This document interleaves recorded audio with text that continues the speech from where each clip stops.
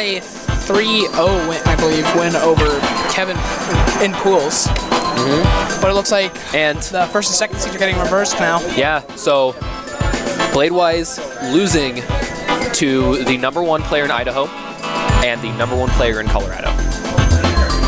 Out of state boys taking out Teddy. He got his revenge in Melee, but unfortunately the two people that knocked him out here, I don't know. They didn't get that part to Melee that far.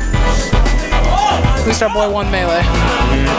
So yeah, so now we're gonna have Pikmon and only Kevin. So we're gonna, Rob versus Game & Watch. This doesn't look fun. I'm just gonna say it out loud. Well, we're gonna see a lot of movement here from only Kevin using that gyroid, using those item tosses, and he's gonna use that almost this entire set. He's gonna use that gyroid to try and keep Pikmon as far away from him as possible. He's trying to wall him out. Head grab. Came out with a Gatorade. Want a Gatorade or a Monster? Probably dehydrated. Sorry to get hit. Yeah. So. I know. I'm currently sitting on 2 energy drinks, and it's like I'm gonna be running. Oh! He broke the shield. He broke the shield with a 9 hammer. You know, I am actually really surprised. I guess he wanted to get back the 9 hammer, but I'm really surprised he just didn't call on cancel a few times. Like, just at least once in there, because that's a Peter thing to do. He wants to get inside your head. Like, I got my 9 on you. I'm going to get 2 more. I'm going to kill you as many times as I want to. He probably wants to kill him more, but Bracket doesn't want that. Yeah. Like, I'm going to use 9 way more than I should. So I'm going to get, I have the RNG gods on my side, and I'm going to get 9. I mean, let's be real.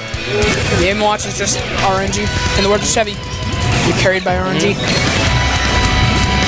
Yeah. So right now, Peter doing a really good job. Like, he took control of the gyroid a little bit ago.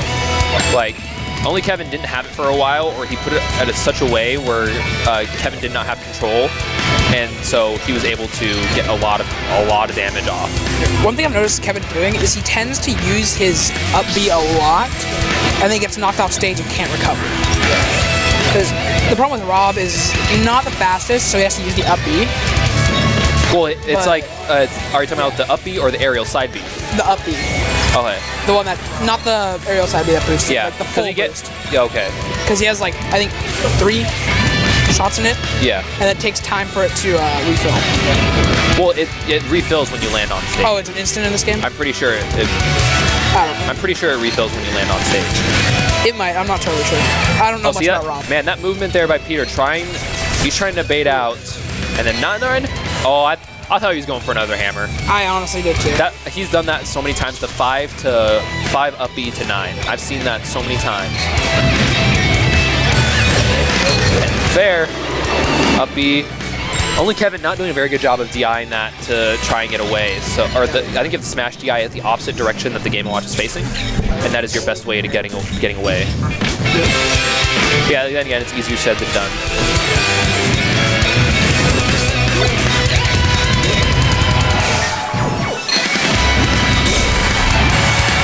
So right now, Pikmon is currently off stage.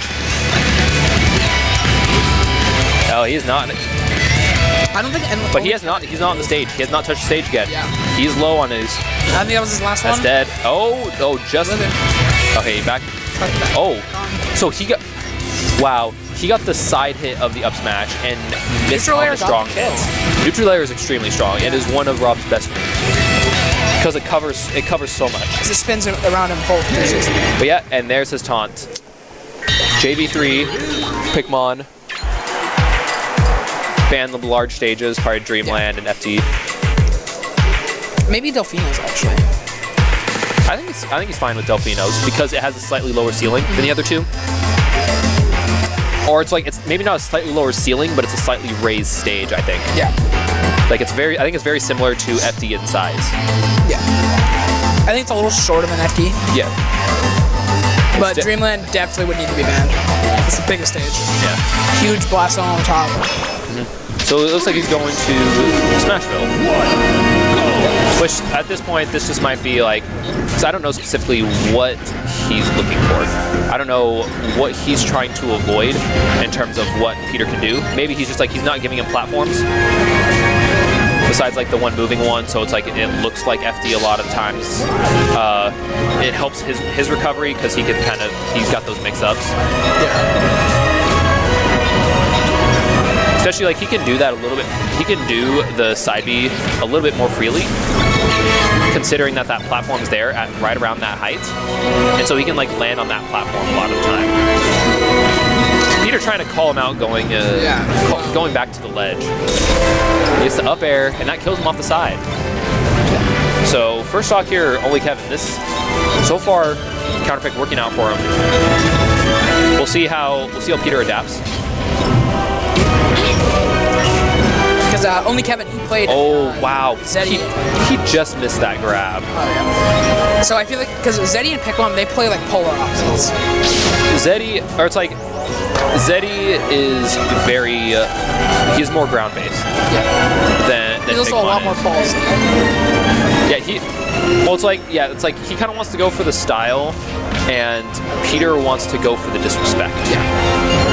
Again, that's the second time it's happened on that platform. Peter's landed, and he is just barely out of that range. He's dead there. I think Kevin just out of range for the game grab. one was trying to play up towards what Zeddy was doing instead of playing towards Pikmon. Oh, there's someone who's going off in chat. I don't know. Ken, do you want to hit him up with a ban real quick? No, we got Alex over there now. But yeah, sitting there out of jumps. Only Kevin. Unfortunately, he just slowly falls to his death. And Peter coming back after losing that first stock and taking the lead. But no, yeah, Zeddy, he likes to. One thing I've noticed that both Peter and Zeddy do all the time is land with down air. They will land with down air. They do that all the time. That's all they do. And I have never that's seen unfortunate. Like that's what I've seen. Like they lose half the time, either like to Aki or something, because they'll do that, and then Aki will just like jump cancel bear, and then he's dead. And it's like it happens all the time with a lot of this. Same with Teddy will punish it. Yeah, I pointed out during their doubles match, and I was like, all right, we need a counter for the amount of downings. I've done the same thing with Xerxion. With his uppies? No. I do it every time he comes back to stage. He will either, like, half the time, he will run at you and side B, or he'll Dacus. And he'll Dacus up smash. And he does it, like, 50% of the time. He's out of jumps. Yep. He killed him at 20%. Only Kevin's sitting there off stage a little bit too long, and just a down tilt and a fair, and that's it. Wait, I know the feeling of dying at 20. You just get footstool off stage and DK's not coming back. We may. I don't think we're super biased against Game & Watch. Oh no, I am. Oh, you are. Okay. Dude. Yeah. Game & Watch and Sonic, I will fight someone. Well, no, you should hear Chevy talk about Game & Watch. Oh, I heard that. That is a treat. Dude. If you ever get to hear Chevy talk about Game & Watch and how stupid Game & Watch is, it is hilarious. At the last weekly, Chevy and Zeddy went at it about Game & Watch, and that was a show. No, you'll hear Chevy talk about the stupid thing like, Game & Watch is so good, his 9 covers the entire stage. It is hilarious because like he just gets very salty at that point. Oh. And Zeddy and Peter are #1 reasons for that. Okay, I hate Game & Watch, but I respect the players that are good with it and don't just, jank. It's like a lot of people talk about Game & Watch. Unfortunately, like a lot of his moves seem to just like the thing is like I think the one thing that gets people mad about his moves is that they last very long. And a lot of people, like, a lot of his moves seem to last a lot longer than it looks like they should. They also have really good frame data. Yes. Like, his chair, there's, like, no weak hitbox on that chair, and it lasts forever, and there's very little end lag on it. So it's very hard to punish. Because in this game, Game & Watch can actually L-cancel stuff. So... I was just talking about his forward tilt. Yeah, I know. And I'm talking about his aerials. Oh, yeah, his aerials. That was the biggest problem with Melee. Yeah, he can land. Yeah, no, he can out-cancel, I think, 2 of his aerials in Melee. Yeah. And even so, it's not so great. right now here, let's get back to this match. Only Kevin sitting out an entire stock down. Yeah. It's the one thing I've noticed is that he has, every time, he is almost like guaranteed gotten hit by up B into follow-ups. Whether it be fair, whether it be neutral air, whatever. He is like side throw, forward throw, up throw, whatever it is, he's getting hit by all the follow-ups. Or not forward, the up B hitbox. Yeah. Dude, it's 9 o'clock. Yeah. I've been commentating the day away. No, I know. I just started like an hour ago. Yeah, I know, because I had to go make a phone call. After I got knocked out of bracket.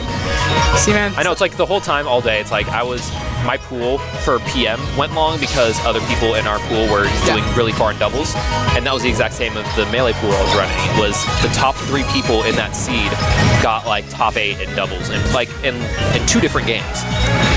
And so it was a struggle trying to get those done on time. Most of the doubles bracket was already done by the time that I played my first game against Callmaster. I mean, we got stomped by Callmaster because, you know, DK versus a Falcon and Rob isn't fun. Yeah. Oh, and he's able to slip in there with that down tilt off of the ledge dash right before Rob threw out that forward smash that would have killed him. But no, this is also gonna be a late night for a lot of us too, because we're having some fun later. Oh, yeah, we are celebrating. It is the 3-year anniversary of Nemesis. Yeah. For those of you who do not know. And EPG. At EPG. Oh yeah, 3 years of EPG. Yeah, not Nemesis. And that is Nemesis, the Nemesis name. This is the first Nemesis. And it's an official championship circuit. Yeah, it is an official part of the PM circuit. And right now, only Kevin is having a very hard time of killing Game & Watch. Yeah. He's got there with a fair, and he still didn't die at 150%. I don't think Kevin's too familiar with this matchup. He seems to be doing the stuff he does against like bigger characters a lot. I think he's used to playing against heavies. Because this is the stuff that I played a friendly with him. He did the exact same stuff. He wants that 1% back, and he's going to go for it again. Oh, he just went for the nair instead. He's gonna try and get like he's gonna try and get an up throw nair. It looks like this is right around the percent where the up B to nair, up B to fair. This is Kevin's tournament stock right here, actually. Yeah, it is. Losers. This is looking like a quick 3-0. Yeah. A good showing for Idaho, but Washington's tight though. Oh, see, yeah, he right down there getting the side hitbox, but he calls out the side B, side aerial. Good stuff to Kevin. And takes it 3-0. Huh? Would you mind if I commentated with Kyle? Yeah, go ahead. Awesome. Looks like we are about to get the McGod coming up on commentary.